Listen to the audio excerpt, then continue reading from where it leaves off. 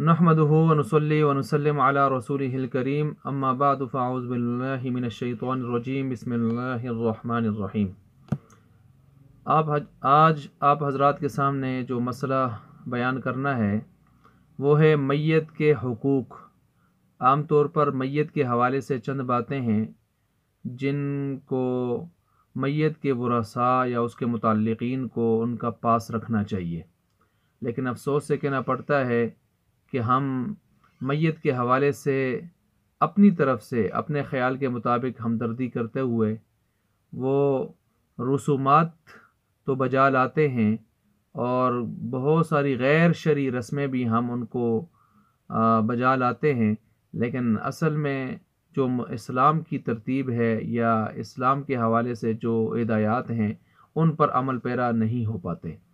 تو مختصراً چند باتیں آپ حضرات کے سامنے رکھ رہا ہوں۔ اگر کسی آدمی کے معلوم ہو جائے کہ اس کی موت کے آثار ظاہر ہو رہے ہیں، موت کا وقت قریب ہے، تو ایسے وقت میں جو اس کے قریب اس وقت کے حضرات ہیں، متعلقین ہیں، اقربا رشتہ دار ہیں، ان کو چاہیے کہ اس کو قبلہ رخ کر دیا جائے، بالکل قبلہ رخ اس کو کر دیا جائے، اس کا سینہ، اس کا منہ بالکل قبلہ رخ ہو جائے، بے شک اس کے پاؤں قبلہ کی طرف ہوتے ہیں، تو پھر اس وقت اس کے سامنے کلمہ شہادت پڑھا جائے۔ اس کو کلمہ شہادت کا کہا نہ جائے بلکہ کلمہ شہادت اس کے سامنے پڑھا جائے۔ اگر اس کے نصیب میں ہوا تو وہ سن کر پڑھ لے گا، لیکن اس کو حکم نہ کیا جائے۔ پھر اس کے ساتھ ساتھ یہ ہے کہ اگر وہاں پر کسی قسم کے گناہ کے آلات موجود ہیں، ٹی وی موجود ہے یا اور جو گٹار وغیرہ، جو موسیقی کے آلات وغیرہ اس طرح کے گناہوں کے آلات ہوتے ہیں، وہ اس کمرے سے کم از کم دائیں بائیں کر دیے جائیں۔ اسی طرح تصاویر زندہ چیزوں کی، زندہ انسانوں کی یا جانوروں کی، کوئی بھی زندہ چیز کی تصویریں اگر لگی ہوئی ہیں تو ان کو فوراً ہٹا دیا جائے۔ اگر کوئی ناپاک حالت جنابت وغیرہ میں اس طرح کا شخص ہے اس کو بھی دائیں بائیں کر دیا جائے، گویا رحمت لانے کے اسباب اس وقت مہیا کیے جائیں اور اللہ کے عذاب کے یا ناپسندیدگی کے جو سلسلے ہیں یا گناہ کے جو سلسلے ہیں ان کو دائیں بائیں کر دیا جائے، کیونکہ یہ اللہ کی رحمت کو لانے کا خاص وقت یعنی محتاجی اس کی طرف سے آ چکی ہے۔ پھر اس کے ساتھ ساتھ اگر ہو سکے تو اس کے پاس بیٹھ کر سورہ یاسین وغیرہ کی تلاوت اور اس طرح کے، تاکہ اس کی حالت نزع کے وقت آسانی ہو جائے، اللہ آسانی فرما لے۔ اور پھر اگر اس کی روح نکل جائے تو روح نکلنے کے بعد فوراً اس کی آنکھیں، چونکہ روح کو جیسے اوپر دیکھ رہی ہوتی ہیں، تو روح کو، اس کو جو آنکھیں ہیں، آنکھوں کو بند کر لیا جائے اور اس کے ساتھ ساتھ اس کی ٹھوڑی کو کے نیچے سے کپڑے کے ساتھ، کسی چیز کے ساتھ اس کو باندھ دیا جائے۔ تو اسی طرح جو ہے پھر اس کے غسل کے حوالے سے جتنی جلدی ہو سکے غسل اس کو کروایا جائے۔ یاد رکھیں یہاں پر کچھ لوگ بہت زیادہ غلطی کرتے ہیں اور غسل میں بہت تاخیر کرتے ہیں۔ ان کا یہ کہنا ہوتا ہے کہ ہم جس وقت جنازے کا ٹائم قریب ہوگا تو اس وقت غسل دیں گے، یا خون بہہ رہا ہے تو فلاں ہو رہا ہے تو اس لیے ہم غسل بعد میں دیں گے۔ نہیں، غسل جتنی جلدی ہو سکے مردے کو غسل دے دینا چاہیے، اور اگر اس غسل دینے کے بعد بھی بعد میں اگر کچھ خون بہہ رہا ہے یا کوئی اور نجاست ظاہر ہو گئی تو یہ غسل نہیں ٹوٹے گا، یہ غسل اپنی جگہ برقرار رہے گا اور نئے غسل دینے کی کوئی ضرورت نہیں ہوگی، بس اس گندگی کو صاف کر لیا جائے گا۔ اسی طرح جو ہے اس کا جو کفن ہے، مسنون کفن، مردوں کے لیے عام طور پر 3 کپڑے اور عورتوں کے لیے 5 ہوتے ہیں، تو اس کے مطابق اس کو کفن دیا جائے۔ اب کچھ لوگ یہاں خواہ مخواہ اضافی چیزیں میت کے ساتھ وہ رکھنے کی کوشش کرتے ہیں، اس کے علاوہ اور کچھ بھی نہیں ہے۔ ایک بڑا لفافہ ہوتا ہے، ایک چھوٹا اس کا، اور ایک قمیص ہوتی ہے، یہ مرد کا عام طور پر کفن ہوتا ہے، اور عورت کا جو ہے اس کی سینہ بند اور جو ہے اس کے علاوہ اس کی اوڑھنی ایک وہ الگ سا کپڑا ہوتا ہے۔ تو یہ اس کے علاوہ جو ہے جو جتنی جلدی ہو سکے اس کے دفن، جنازہ اور دفن کا انتظام کیا جائے۔ اس میں خواہ مخواہ زیادہ وقت گزارنا، کئی یعنی رات دن اتنا لمبا وقت گزارنا، اور تو یہ اچھی بات نہیں ہے۔ جتنی جلدی ہو سکے اس کا جنازہ اور اس کا تدفین کا سلسلہ مکمل کیا جائے۔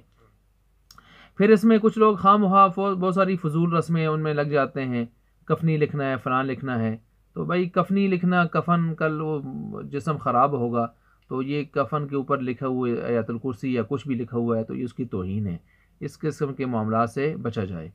اور باقی جو اس کے حوالے سے، میت کے حوالے سے توشے شوشے، حلوہ وغیرہ پکانا، توشے، یہ کچھ بھی اس کے حقوق میں سے اس طرح کی چیزیں نہیں ہیں۔ بس شریعت نے جو حقوق بتائے ہیں یا جو آئے ہیں وہی ہوں گے۔ اسی طرح جب اس کو لے کے جا رہے ہیں اس کی میت کو، تو جتنے آدمی ساتھ جا رہے ہیں کوشش کی جائے کہ اپنی آخرت کو سامنے رکھتے ہوئے اور اجر حاصل کرنے کی نیت سے بھی اور مودت اور محبت کے اظہار کی نیت سے بھی آدمی کندھا دے سکے جتنا ہو سکے میت کو، تو اس میں آدمی حصہ ڈال لے۔ اور اس کے ساتھ ساتھ اگر جنازہ پڑھ لیں کے بعد فوراً آدمی دائیں بائیں نہ ہو، اگر ہو سکے تو قبر پر مٹی ڈال کے منہا خلقناکم وفیہا نعیدکم ومنہا نخرجکم تارۃ اخری، مٹی ڈالنے کے بعد پھر جو ہے آدمی وہاں سے رخصت لے کے ورثاء سے آدمی اپنی واپسی کر لے۔ اور پھر یہ بھی ہے کہ جنازہ جب آئے تو جنازے کے احترام میں کھڑا ہونا یہ بھی جو ہے ایک حق ہے، اور جنازے کے ساتھ ساتھ چلنا۔ کچھ لوگ جنازے سے بہت آگے آگے دور دور چلتے ہیں، یہ اچھی بات نہیں ہے، مکروہ ہے۔ جنازے کے ساتھ ساتھ پیچھے دائیں بائیں آگے بھی چل سکتے ہیں لیکن قریب قریب، اور آگے سواری پر نہ جائیں جب تک کوئی عذر نہ ہو، تو سواری پر جانا اچھی بات نہیں ہے۔ باقی جب اس کو رخصت کر لیا اور اس کی تلقین وغیرہ جو کچھ بھی ہو گیا، اس کے بعد جو اسی کے حقوق میں سے یہ بھی ہے کہ اس کے ورثاء کے پاس جا کر ان کا غم بانٹنا، جس کو تعزیت کہتے ہیں، تسلی کہتے ہیں، وہ بھی انسان 3 دنوں کے اندر اندر ہو سکے تو آدمی وہ معاملہ کر لے۔ اچھا، یہ تو کچھ بہت سارے حقوق ہیں، میں نے ان میں سے کچھ تھوڑے سے آپ کے سامنے رکھے ہیں۔ اب جب وہ دفنا دیا گیا میت اور یہ سارے معاملات بھی ہو گئے، تو اب اس کے حقوق میں سے یہ بھی ہے کہ اگر اس نے مال چھوڑا ہے تو ورثاء اس کی جو وراثت ہے اس کو تقسیم کیا جائے شرعی ترتیب کے مطابق۔ اگر وہ اپنی زندگی میں جہالت سے کوئی ایسی ترتیب کر بھی گیا ہے کہ بچیوں کو نہیں دینا تو بہنوں کو نہیں دینا، تو اس کی اس چیز کا بالکل خیال نہ کیا جائے، بلکہ اس کی جو میراث ہے اس کو شرعی ترتیب پر تقسیم کیا جائے، کیونکہ اب جس جہان میں ہو گیا ہے اس کو نیکیوں کی ضرورت ہے، اس کو گناہوں سے بچانے کی ضرورت ہے۔ اگر وہ کوئی گناہ کر کے بھی گیا ہے تو اس گناہ سے اس کو پاک کرنے کی ضرورت ہے، تو اس لیے ترتیب یعنی شرعی ترتیب سے اس کی میراث کو تقسیم کر دیا جائے۔ اور اس کے ساتھ ساتھ اگر حقوق ہیں، حقوق اللہ ہیں اس کے ذمہ، مثلا نمازیں رہ گئیں، روزے رہ گئے، حج، زکوٰۃ، سجدہ تلاوت، اس قسم کی چیزیں اگر رہ گئی ہیں، روزہ وغیرہ، تو اس کے فدیے، خاص کر اگر اس نے وصیت کی ہوئی ہے تو 1/3 مال میں سے، یعنی کل مال کے تیسرے حصے میں سے جو ہے اس کو وہ سلسلہ کرنا۔ تو اگر نہیں بھی وصیت کی تو اس کے بچے، اس کے قریب کے لوگ اگر اس کو حقوق اللہ کے اعتبار سے راحت میں لانا چاہتے ہیں تو جو فدیہ جات بنتے ہیں وہ فدیہ دے دیں، اور اللہ سے امید رکھیں کہ انشاءاللہ بہتری کا معاملہ اس کے ساتھ ہوگا۔ اس کے ساتھ ساتھ حقوق العباد کے حوالے سے اگر کوئی ادائیگیاں ہیں، مثلا کسی کا قرض دینا ہے، اس نے قرض لیا ہوا تھا، یا کسی کی امانت اس کے پاس تھی، وہ امانت لوٹانی تھی، واپس کرنی تھی، کسی کے کوئی جائز طریقے سے لیے ہوئے واجبات، بقایا جات اس کے ذمت ہے، تو وہ واپس کرنا ان کے حقداروں اور مالکوں کی طرف،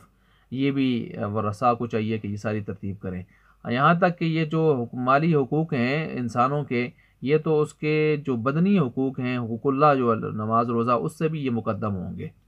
یہاں تک کہ اگر لوگوں کے قرضے ادا کرتے ہوئے اس کا سارا مال بھی ختم ہوتا ہے تو ختم ہو جائے ان چیزوں کی، یہ تو اصل کام کرنے کے یہ ہے نا۔ اسی طرح جو ہے اگر اس نے حقوق اللہ میں کوئی اس طرح کی غلطیاں کی ہوئی ہیں، مثلا اس نے کوئی گناہ کے سلسلے چھوڑے ہیں، گھر میں ٹی وی چھوڑ کے چلا گیا، گھر میں تصویریں چھوڑ کے چلا گیا، گھر میں اس کے گانے شانے کی کیسٹیں یا اس طرح کی چیزیں چھوڑ کے چلا گیا، یا کوئی بھی گناہ کے اسباب اور آلات پیچھے چھوڑ کے چلا گیا ہے، تو کوشش کی جائے کہ اس کے وہ سارے سلسلے ختم کیے جائیں کہ آخرت میں اس کے ساتھ یہ راحت کا معاملہ ہو جائے۔ تو یہ بھی ایک اس کے ساتھ اس کا حق ہے اور بلا کرنے کی ایک صورت ہے۔ اور اسی طرح اگر اس نے جو ہے حقوق العباد کے اعتبار سے کچھ ظلم زیادتیاں کی ہیں، لوگوں کی زمینیں چھینی ہیں، لوگوں کو مارا پیٹا ہے اور ظلم زیادتی کی ہے، گالم گلوچ کی ہے، تو جانی، مالی، لسانی، زبانی لسانی زبانی کسی بھی طرح اگر کسی کے ساتھ ظلم زیادتی کی ہے تو لوگوں سے معافی تلافی اور تدارک اور ازالہ کر لیا جاوے، تو یہ بھی ایک اس کے یعنی ساتھ بھلا کرنے کے اعتبار سے ایک صورت ہے، اور یہ بھی اس کے حقوق میں سے جو اس کے پیارے ہیں، جو اس کے بچے ہیں، بھائی ہیں، اگر اس کے ساتھ بھلا کرنا چاہتے ہیں میت کے ساتھ تو یہ اصل ترتیبیں ہیں جن پر انسان آ جائے۔ اور اسی طرح اگر اس کے کچھ اچھے دوست تھے جن کے ساتھ اس کا اچھا تعلق تھا تو اولاد کو چاہیے رشتہ داروں کو کہ ان کے اس تعلق کو قائم رکھیں، ان دوستوں کے ساتھ مراسم کو قائم رکھیں۔ آپ علیہ السلام حضرت خدیجہ رضی اللہ تعالیٰ عنہ کی وفات کے بعد بھی ان کی سہیلیوں کو ان کی طرف سے گویا تحفے تحائف بھیجا کرتے تھے نمائندگی کرتے ہوئے۔ اور اسی طرح جو ہے ایصال ثواب کے سلسلے قائم رکھے نا، ایصال ثواب کے سلسلے، وہ حدیث میں آتا ہے نا، کوئی آدمی اپنی زندگی میں یعنی والدین کی زندگی میں بھی اگر ان کے ساتھ بھلا نہیں کر سکا اور بعد میں اس کو پچھتاوا پیدا ہو گیا تو وہ ان کے لیے اچھے طریقے سے اگر ایصال ثواب کرنے کے سلسلے قائم کرتا ہے تو وہ فرما برداروں میں شمار ہو سکتا ہے۔ تو اسی طرح ایصال ثواب، لیکن ایصال ثواب میں بدنی طریقہ، مالی طریقہ، لسانی طریقہ، اس طرح کے سلسلے، مثلا نفل نماز پڑھ لے، نفل نماز پڑھ لیا کرے، کبھی نفل روزہ رکھ لیا کرے، صدقہ نفلی وغیرہ جو ہے اس طرح کے سلسلے ہیں وہ دے دیا کرے، زبان سے تسبیحات، تکبیرات وغیرہ، لا الہ الا اللہ وغیرہ، ذکر اذکار، درود وغیرہ یہ پڑھ لیا کرے، نفلی حج ہو جائیں، حج بدل اگر اس کی طرف سے کر سکتا ہے، عمرہ، طواف، کوئی بھی نفلی کام اگر کر سکتا ہے تو اس کے لیے سارے ثواب تو کرتا رہے، یہ ہے اصل ترتیب۔ اور کبھی کبھی قبر پر بھی حاضری دے، بالکل بیگانہ نہ کر دے، قبر پر بھی حاضری دے، مسنون آداب اور طریقے کے ساتھ وہاں پر جائے، قبلہ رخ ہو کر ہاتھ اٹھائے نہ اٹھائے دعا کر لے اس کے لیے، اور وہاں پر کسی بھی قسم کی بدعات اور خرافات سے اپنے آپ کو بچا کے رکھے۔ اور اسی طرح جو ہے اگر یہ عورت ہے پیچھے اس کی بیوی رہ گئی ہے تو بیوی کے لیے ایک حق زائد بھی ہوتا ہے، وہ یہ ہے کہ 4 مہینے 10 دن تک اس کے سوگ میں وہ عدت بھی گزارے گی، بیٹھے گی، تو یہ بھی اس پر حق ہے۔ یہ صرف اس وجہ سے نہیں کہ استبراء رحم اپنے آپ کو دوسرے کے لیے پاک کرنا ہوتا ہے دوسرے شادی کے لیے، اس میں یہ بھی ہے کہ اس شوہر سے وفا کامل کا اظہار بھی کرنا ہوتا ہے کہ اس کے جانے کے بعد یہ عورت یعنی اس کے غم میں کتنی بیٹھی ہوئی ہے، تو یہ اسلام اس کا بھی اس کو درس دے رہا ہے۔ تو بہرحال یہ کرنے کے کام ہوتے ہیں۔ اب یہاں پر یاد رکھیں ہم میت کے حوالے سے یہ سارے کام جو اصل کرنے کے ہیں چھوڑ دیتے ہیں، ان کی کوئی پاسداری نہیں ہوتی، الٹا ہم جو ہے اور چکروں میں پڑ جاتے ہیں، بس جلدی جلدی رو دو کے رونا دھونا لوگوں کے سامنے، اور یہ چیخیں مارنا، ماتم کرنا، شیطانی سلسلوں میں پڑھنا، اور پھر جو ہے لوگوں کو دکھانے کے لیے اخراجات کرنا، اور پھر اس کے بعد جب دفنا دیا تو تیجا چلیسواں وغیرہ جمراتے سلانے فلانے اور یہ دیگیں اور یہ کھیریں اور اس قسم سلسلے پیٹ پوجا اور نمود و نمائش، یہ چیزیں ہم ان میں پڑ جاتے ہیں۔ حالانکہ ان سے بہتر یہ ہے کہ آدمی اس اللہ کی رضا کے لیے اپنے مال میں سے جو ہے اپنے مال میں سے خرچ کرے، تو اس ترتیب سے یعنی یہ ہونا چاہیے۔ اور اس کے ساتھ ساتھ تو یہ جو ہمارے ہاں ترتیب ہے کہ اس میں لوگ جو ہے صرف یہ سمجھتے ہیں کہ میت کے حقوق میں سے یہ ہے کہ تیجا چلیسواں وغیرہ ختم وغیرہ یہ بٹھا دیے جائیں، تو بس یہی ہے اور کچھ بھی نہیں ہے۔ باقی کسی کے قرضے ہیں، کسی کے پاس یہ امانتیں اس کے پاس ہیں، یا کچھ اور اس نے نقصانات کیے ہیں، حقوق اللہ حقوق العباد میں کچھ غلطیاں کی ہیں، ان کی تلافی وغیرہ کے حوالے سے کچھ فکر نہیں ہوتی۔ یہ بہت بڑی حماقت اور نادانی ہے، یہ بے وفائی ہے، اور یہ صرف دنیا کی نمود و نمائش، اپنا ایک ظاہری ناک رکھنے کے لیے جو کچھ ہمارے معاشرے میں کیا جاتا ہے، بس یہ شیطانی وساوس ہیں، ان سے آدمی اجتناب کرے، اصل ترتیب پر، اصل حقوق کی ادائیگی پر آئے۔ اب یہ جو ہمارے ہاں کھانے پینے کے سلسلے دیگیں شیگیں اور چلیسویں وغیرہ اس قسم کے سلسلے ہوتے ہیں، تو یہ چیزیں ٹھیک نہیں ہیں، ٹھیک ہے۔ ان کے بجائے آدمی وہ مال اگر دینا چاہتا ہے اپنے ذاتی مال میں سے اس کے لیے ایصال ثواب کرتے ہوئے، تو مسجد کی تعمیر میں لگا دے، مدرسہ میں لگا دے، مدرسہ کے طلباء لنگر وغیرہ میں اخراجات میں اس میں لگا دے، مجاہدین کے لیے دے دے، اور اسی طرح خانقاہوں میں جو لوگ ہیں یا دین کا کام کر رہے ہیں یا کوئی تبلیغ میں جا رہا ہے اس کی معاونت کر لے، یا کوئی قسمہ پور سے معاشرے میں خاص کر سفید پوش لوگ جو ہیں نا، سفید پوش لوگ، ان کو ڈھونڈ کر ان کی مدد کرے، تو یہ ہے اصل ترتیب، یہ ہے اصل ترتیب کہ جو ہے ان کے ساتھ نہ یہ کہ ایک دن میں دو جمعرات میں اور چیلم پر اس طرح قسم کی دیگیں شیگیں پکا کے اڑا دے، یہ چیزیں ذرا بہتر نہیں ہیں۔ بہتر نہ ہونے کی میں چند وجوہات پیش کرتا ہوں۔ نمبر ایک، یہ جو ہمارے ہاں تیجے چلیسویں سالانے فلانے ہوتے ہیں، اس میں پہلی وجہ اس کے صحیح نہ ہونے کی، یعنی مناسب نہ ہونے کے، اور یا پھر ناجائز بھی ہونے کے عنصر اس میں پائے جا رہے ہیں۔ مثلا نمبر ایک، نمود و نمائش۔ لوگ یہ صرف لوگوں کو دکھلانے کے لیے کرتے ہیں کہ فلاں کر رہا ہے تو ساری دنیا کر رہی ہے تو ہم بھی کریں گے، اور ہم پیچھے نہیں ہٹیں گے اس سے۔ تو نمود و نمائش، اور اللہ کی کوئی رضا نہیں ہے اس میں، صرف نمود و نمائش ہے، سارے معاشرہ کر رہے ہیں تو ہم بھی کریں گے۔ نمبر دو، جبری خیرات۔ کیا مطلب؟ کوئی نہیں بھی کرنا چاہتا تو وہ ڈر جاتا ہے، کہتے ہیں لوگ کیا کہیں گے، مر گیا مردود، نہ فاتح نہ درود، تو وہ پھر قرض لیتا ہے لوگوں سے، ادھر ادھر سے مال بٹورتا ہے حلال حرام، اور کچھ کرنے کی کوشش کرتا ہے۔ اس کے ساتھ ساتھ تیسری اس میں جو وجہ ہے اس کے صحیح نہ ہونے کی، وہ یہ ہے کہ یہ ہندوؤں کے ساتھ بھی مشابہات ہیں۔ ہندوؤں کے ہاں یہ ہیں، رسم کل ہے، رسم پھول ہے، اور رسم چیلم ہے، اور 21واں ہے، اور 9واں ہے۔ یہ ان کے ہاں علامہ بیرونی ایک پنڈت مسلمان ہوئے، انہوں نے کتاب لکھی، اور کتاب الہند تحفۃ الہند، انہوں نے یہ بتایا کہ اس قسم کے جو دن مختص کر کے سلسلے ان کے ہاں ہیں۔ تو ہمارے ہاں بھی رسم کول اور رسم چیلم اور فلاں اور اس قسم کے سلسلے، تو یہ ہندوؤں کی مشابہت ہے۔ اور آپ علیہ السلام نے فرمایا من تشبہ بقوم فہو منہم، جو جس قوم سے مشابہت رکھتا ہے انہی میں سے اٹھایا جائے گا۔ ایک چوتھی وجہ اس کے صحیح نہ ہونے کی وہ یہ ہے، الدعوۃ فی السرور لا فی الشرور والغموم، کہ عام طور پر قاعدہ جو فقہا بیان کرتے ہیں وہ یہ ہے کہ دعوت کھانے پینے کے سلسلے تو خوشی کے کاموں میں ہوتے ہیں نا، غم کے کاموں میں تو نہیں ہوتے۔ کسی کی نوکری لگ گئی، شادی ہو گئی، تو اس کو کہتے ہیں نا کہ دعوت کب کھلاؤ گے۔ کسی کا باپ مر گیا تو اس کو کون کہ بدبخت کہے گا کہ دعوت کب کھلاؤ گے۔ تو اس لیے غم کے کاموں میں دعوتیں اڑانا یہ چیزیں نہیں ہوتی۔ نمبر 5 اس کے صحیح نہ ہونے کی وجہ یہ ہے کہ جو خیرات صدقہ ہوتا ہے وہ فقراء کے لیے ہوتا ہے، عمراء کے لیے تو عام طور پر نہیں ہوتا۔ اور یہاں تو ہم عمراء کو اور اخباروں میں اظہار تشکر لگتے ہیں، فلاں ایم پی اے، فلاں ایم این اے، فلاں منسٹر، اس کا ہم شکریہ ادا کرتے ہیں کہ وہ اس میں چیلم پر آیا تو فلاں آیا، اور چن چن کے ہم ان میں بلاتے ہیں۔ غریبوں کا کوئی خیال نہیں ہوتا اس میں۔ تو یہ عجیب سی خیرات ہے کہ جس میں اہل ثروت لوگوں کو اور بڑے بڑے برگر اور فارمی قسم کے لوگوں کو بلایا جاتا ہے، اور عمراء کو چن چن کے، اور غرباء کا کوئی لحاظ ہی نہیں ہوتا۔ اسی طرح نمبر 6 اس کے صحیح نہ ہونے کی وجہ نمبر 6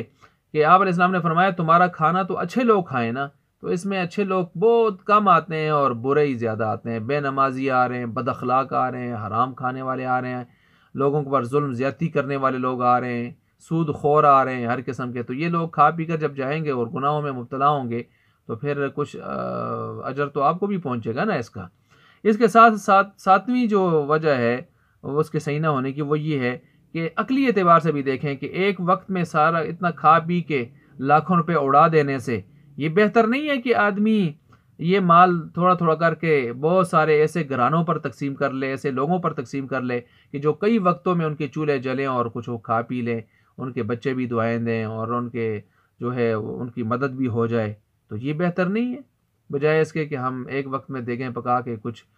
ہر قسم کے لوگوں کو کھلا پلا لیں اور اڑا دیں اور کچھ ضائع ہو جائے اور اس طرح کی چیزیں۔ تو عقلی اعتبار سے بھی آدمی سوچ سکتا ہے۔ اور نمبر 8ویں وجہ اس کے صحیح نہ ہونے کی وہ یہ ہے کہ اس میں بدعات بھی ہیں۔ بدعات یہ ہیں، بدعت کی قسموں میں سے ایک قسم یہ ہے کہ جس چیز کو اللہ اس کے رسول نے اسلام نے خاص نہیں کیا کسی وقت کے ساتھ، تو آپ اس چیز کو خواہ مخواہ ایک وقت کے ساتھ خاص کر رہے ہیں کہ یہ ہوگا تو تیسرے ہی دن ہوگا، تیجا ہی ہوگا، یہ ہوگا تو جمعرات کو یہ ہوگا، یہ ہوگا تو یہ 40ویں دن ہی ہوگا۔ تو یہ اپنی طرف سے جو زیادتی کر رہے ہیں اسلام میں، تو یہ رسم بدعت کے درجے میں بھی آ رہی ہے، تو یہ منع ہے، یہ الٹا عذاب ہے، ثواب نہیں ہے۔ اور 9ویں اس کی وجہ یہ بھی ہے کہ اس میں بسا اوقات کسی ایسے شخص کا مال بھی استعمال ہو رہا ہوتا ہے کہ جس کا استعمال کرنا یہاں جائز نہیں ہوتا۔ مثلا یتیم بچوں کا مال ابھی وراثت میں ان کو ملا ہی نہیں ہے، اور اجتماعی مال میں سے ترکہ میں سے خیراتیں ہو رہی ہیں، تو یہ تو حرام ہے۔ یا کوئی آدمی باہر بیٹھا ہوا ہے ورثاء میں سے اور اس کی اجازت ہی نہیں ہے، تو ایسے غائب آدمی کے مال میں سے بھی صدقے خیرات ہو رہے ہیں، تو یہ تو پرائے بکرے خیرات کرنے کی طرح ہو گیا ہے نا۔ تو اس لیے یہ تقریباً 9 سے زیادہ وجوہات ہیں، یہ جو ہمارے یہاں DJ 40 میں ہوتے ہیں یہ ٹھیک نہیں ہے، غلط طریقے ہیں۔ ان سے بہتر یہ ہے جو میں نے پہلے بتا دیا کہ آپ نفلی نمازیں، صدقات، تسبیحات وغیرہ وہ معاملات کریں، اور اگر مالی کی طرف آتے ہیں تو مسجدوں کی تعمیر میں، مدارس میں، اور وہاں کے طلباء کے ساتھ مدد، اور سفید پوش لوگوں کو ڈھونڈ کر، لاچار و بے بس بے کس جو لوگ ہیں، طبقات ہیں معاشرے میں، ان کو ڈھونڈ کر ان کی مدد کریں، یتیم خانوں میں مدد کریں، اور کوئی طلباء ایسے جو پڑھنے والے ہیں، خاص کر دینی طلباء، دینی علوم دینیہ کے، ان کی مدد کرنا، تو یہ اصل بہتر ترتیب ہے۔ اللہ تعالی ہمیں جو ہے حق اور سچ کو، تعلیم اسلام کی سچی اور سچی تعلیمات کو صحیح معنوں میں سمجھنے اور ان پر عمل کرنے کی توفیق عطا فرمائے، اور ہر قسم کے شرکیہ، کفریہ اور رسومات، خرافات اور بدعات سے بچنے کی توفیق عطا فرمائے۔ وآخر دعوانا ان الحمد للہ رب العالمین۔